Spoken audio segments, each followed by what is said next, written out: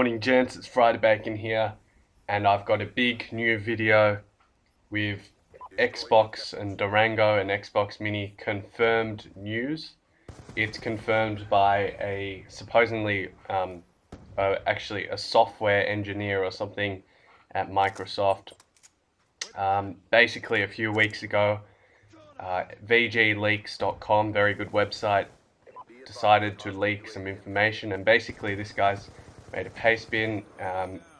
He doesn't want to reveal his identity because he could get sued or lose his job or whatnot, but he said most of the information was correct, pretty much all of it was correct, and he went in depth a bit more.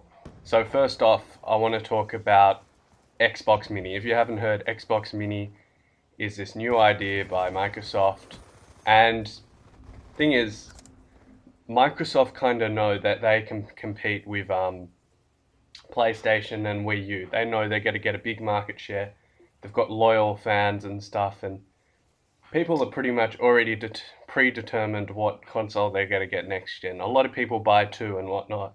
So they're like, what's the point of, competing in a market where people know what they want already, and we've already won the sales in a sense. Let's compete on another market, which is very smart from a business standpoint. Basically, they're going to be trying to compete with Apple and Apple's product, Apple TV. And also, you may know of Roku or something. It's a very similar piece of hardware where you can watch TV and do things like that. Basically, the whole idea is Xbox Mini is going to be like an Apple TV. It's going to be playing Netflix, movies, Xbox Live, and all that. And supposedly, why you should buy this is because it's going to be cheap. It's going to be same price as Apple TV. However, it offers to play Xbox 360 games and use the functionality of that in accordance. I'm not sure how it's going to work. I wonder if they're going to charge for Xbox Live. Maybe that's why, because it's so cheap. But basically, yeah, they're going to make it cheap, under $100 or $100. And basically, they're going to try and compete with Apple TV. So you'll be able to play 360 games, listen to music, movies, and all this on there. And now I've got a bit of news about the Durango.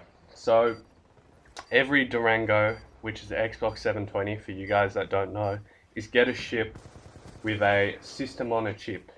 And what a system on a chip is, according to Wikipedia, I'll just pop it up here.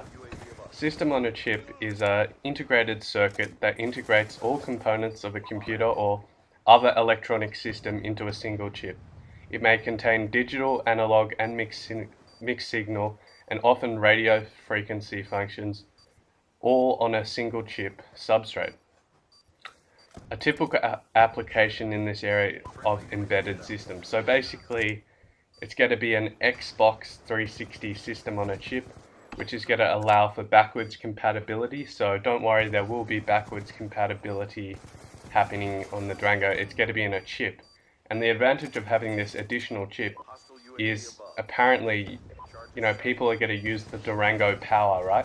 The processing power, the CPU, the GPU, the RAM and all that. But in addition, developers can apparently harvest the power of this system on a chip.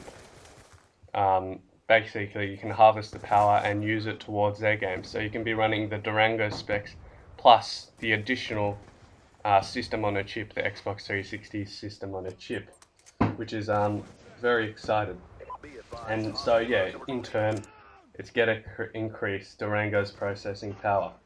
Now the controller, it's going to feature AA batteries. The reason for this, I'm assuming, would be, I know with the PlayStation, if you keep on charging it and stuff, because you can't take the batteries out, the batteries eventually lose time, as in you might charge them for 5 hours and you might have always got 5 hours play out of them, but over time you're only going to get 2 hours play from a full charge.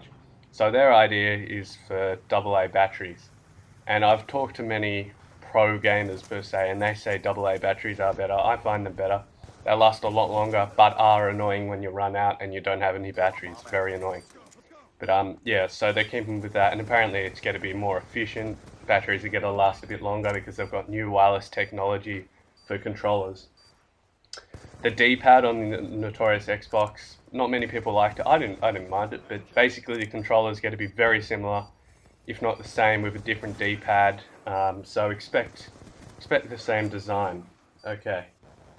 Basically, also the whole, you need internet is actually never going to happen. Microsoft know that it would be stupid to do this.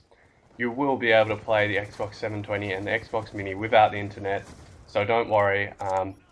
They're just trying to move, to a place where activating games and stuff may require internet. But once you've activated, you can turn off the internet or head somewhere where there is no internet and play. So a lot of you will be very happy on that news. Also for developers, this is a big one.